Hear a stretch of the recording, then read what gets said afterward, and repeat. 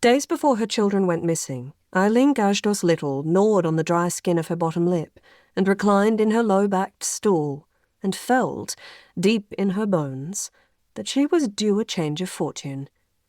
She reached out and pressed the poker machine's backlit button again. Once more the machine played its jaunty tune of anticipation. Once more it scrolled through its motley images, casino cards, jade turtles, gold lions, and once more it settled on a combination that was literally within an ace of winning. Ilene threw her head back and groaned. The ceiling was adorned with circular mirrors framed by fluorescence the hue of sundown, and she was down to 67 cents credit. When her credit was exhausted, she decided, she'd top it up with the 20 she'd pilfered from the till at work. But she glanced at her Casio watch.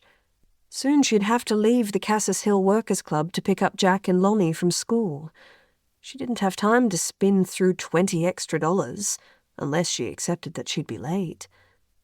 Somewhere to her right, a machine paid out and blared its festive ragtime melody. The machine was called Horseshoe Saloon. She knew it. She'd won and lost on it plenty of times before. Her machine for the day, Jewels of the Orient, was due to pay out any second.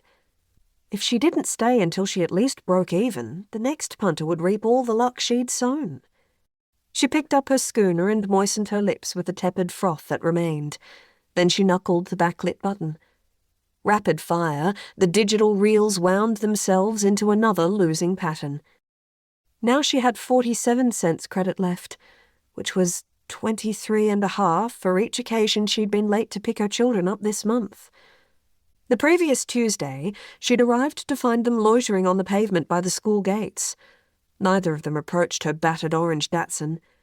Jack, who was 8, watched a magpie wheel low overhead, while 6-year-old Lonnie slipped her thumbs beneath the fraying straps of her backpack. Ilene hooted, but they eyed the car as if it were a foreign object. Then the school principal, Mrs. Subraman, shuffled past the 2 pine trees and out through the gates with her Peter Pan collar flapping in the breeze. Ilene played another spin, and this time she came close to the change of fortune she'd anticipated. Pretty close, she corrected herself, a single jade turtle shy of winning 12 free spins. She scratched her crown. It wouldn't matter to her children if she were late. They'd be safe. They'd probably feel safer with the principal than with her. What she didn't want to deal with was Miss Subraman's mouth, which she'd hold on that commiserative angle, as if Ilene wasn't even worth scolding. From her right, the ragtime melody blared again, and she scowled at the row of pokies perpendicular to hers. Most of the gaming stalls were empty, but a lone woman hunched on the stool in front of Horseshoe Saloon. She sat unnaturally still, and the glow of her machine formed a pale nimbus around her.